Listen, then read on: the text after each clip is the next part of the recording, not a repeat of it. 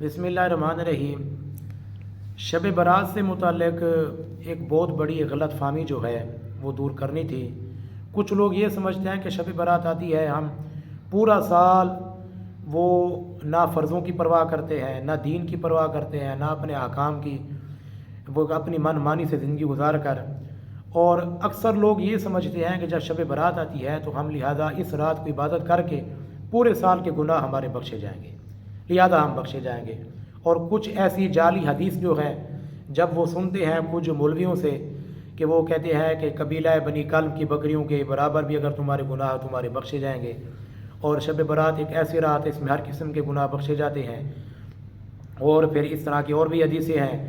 کہ مشرک کی بخشش نہیں ہوتی، کینہ رکھنے والوں اس کی بخشش نہیں ہوتی، باقی تمام کی بخشش ہو جاتی ہے۔ یہ اس طرح کی جعلی حدیثیں ہیں،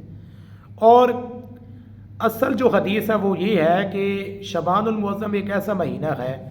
کہ میرے آقا کریم علیہ الصلوۃ والسلام نے اس کی بڑی فضیلت فرمائی اور اس کو اپنے کے ساتھ جوڑا کہ وہ شعبان و شہری و رمضان و شہر اللہ، کہ شعبان میرا مہینہ ہے۔ جب شعبان المعظم میرے آقا کریم نے فرمایا یہ میرا مہینہ ہے، اور میرے آقا کریم علیہ الصلوۃ والسلام جتنا شعبان المعظم کے ماہ رمضان کے علاوہ آپ اس مہینے میں روزے رکھتے تھے، کسی مہینے میں کثیر تعداد کے لحاظ سے روزے نہیں رکھتے تھے۔ جب آپ کا زیادہ روزے رکھنا اس بات کی واضح طور پر دلیل ہے، تو لہذا شعبان المعظم ایک رمضان المبارک کے مہینے کے بعد ایک ایسا بابرکت اور فضیلت والا مہینہ ہے۔ اس میں یہ نہیں ہمیں سوچنا چاہیے کہ ہمارے گناہ بخشے جائیں گے، ایک ایسی رات آتی ہے لہذا ہم جنتی بن جائیں گے، ہم اس رات میں عبادت کر کے ہم اپنی بخشش کرا لیتے ہیں۔ ایک شخص فرض ہی نہیں پڑھتا، اور ایک شخص جو ہے وہ حدود اللہ کا خیال نہیں کرتا، فرض ہی نہیں پڑھتا، دینی حق کی اسے سمجھ ہی نہیں ہے، وہ کیسے بخشا جائے گا؟ اس طرح کی جو یہودی سوچ ہے، اس سے ہمیں دور ہو کر ہمیں یہ سوچنا چاہیے کہ اس رات یہ جو آ رہی ہے زیادہ سے زیادہ اس طریقے سے عبادت کرنی چاہیے کہ یا اللہ ہمارے اعمال چونکہ تیری بارگاہ میں پیش ہونے ہیں، لہذا ہمیں محض اپنی رضا کی خاطر ہماری بخشے فرما۔ ایسا بالکل ذہن نہیں رکھنا چاہیے کہ ہم جو ہے اس رات کو صلاۃ التسبیح پڑھ لیں گے، اور اکثر یہ جو رواج ہے کہ صلاۃ التسبیح باجماعت پڑھا کر لوگ جب پڑھ لیتے ہیں وہ یہ سمجھتے ہیں صلاۃ التسبیح پڑھنے سے ہر قسم کے جو گناہ وہ ہمارے بخشے جائیں گے، چھوٹے ہیں بڑے ہیں سمندر کی جھاگ کے برابر وہ بخشے جاتے ہیں۔ ایسی بات نہیں ہے، وہ فضیلت ضرور آئی ہے، لیکن اس کا مطلب یہ نہیں ہے کہ جس طرح کہ ہم دنیا کے اندر ہمارے لوگ بہت زیادہ گناہ کرتے ہیں پھر وہ یہ سمجھیں کہ ہمارے گناہ بخشے جائیں گے، صلاۃ التسبیح ہم نے پڑھ لی، ہم نے چند نوافل پڑھ لیے، لہذا یہ شب برات کی رات ہماری بخشش ہو جائے گی۔ یہ سب جو ہے یہ ایک محض باتیں ہیں اور اپنے آپ کو ایک بہلانے والی باتیں ہیں۔ حقیقت یہ ہے کہ خدا کے خوف میں رہنا چاہیے، اور اس طرح کی کوئی نوید نہیں ہے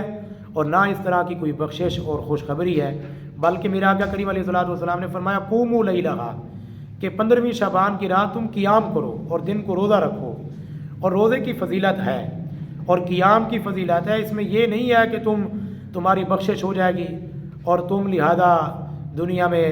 رہ کر تم گناہوں سے پاک ہو گئے، پورے سال کے تمہارے گناہ بخشے گئے ہیں، اس طرح کی کوئی حقیقت ہی نہیں ہے۔ یہ بہت بڑی غلط فہمی ہے کہ جب لوگ صلاۃ التسبیح پڑھ لیتے ہیں یا نوافل پڑھ لیتے ہیں پھر وہ یہ سمجھتے ہیں کہ ہمارے پورے سال کے جو گناہ تھے وہ ہم نے بخشا لیے ہیں۔ یہ یہودی سازش ہے اور یہودی سوچ اس طرح کی ہوتی ہے۔ اس طرح سے کی سوچ سے ہمیں بالکل ہی ایک طرف دور ہو کر ہمیں بلکہ یہ سوچنا چاہیے جب ہمارے آقا کریم علیہ الصلوۃ والسلام ماہ شعبان المعظم میں بہت زیادہ آپ نے روزے بھی رکھے، بہت زیادہ عبادت بھی کی، بہت زیادہ قیام بھی کیا اور عبادتیں کی، اور میرے آقا کریم علیہ الصلوۃ والسلام کی جو عبادتیں ہیں اور اس عبادت کے بدلے مقابلے میں تو کسی کی عبادت ہی نہیں ہے۔ جب میرے آقا کریم علیہ الصلوۃ والسلام تاجدار کائنات آپ اتنی زیادہ محنت کر گئے اور روزے اور عبادتیں کر گئے، اور آپ نے یہ تو نہیں فرمایا کہ آپ کی بخشش ہو گئی، جو بھی ایسا کرے گا اس کی بخشش ہو جائے گی، بلکہ ایک ہمیں امید رکھنی چاہیے کہ بہت زیادہ اس طرح کے اعمال نیک کر کے جو نیک کام ہے وہ ہم جب کریں گے تو اللہ تعالیٰ ہماری بخشش فرمائے گا۔ ہمیں اللہ تعالیٰ کی بارگاہ میں امید رکھنی چاہیے۔ اس کا مطلب یہ نہیں ہوتا کہ ہم پورے سال کے جو گناہ ہیں وہ ہم 15ویں شعبان کی رات بخشوا کر لہذا ہماری بخشش ہو جائے گی، ایسی بالکل بات نہیں ہے، بلکہ ان عقیدوں سے بچنا چاہیے۔ دعا اللہ رب العزت ہمیں دین حق کی سمجھ عطا فرمائے۔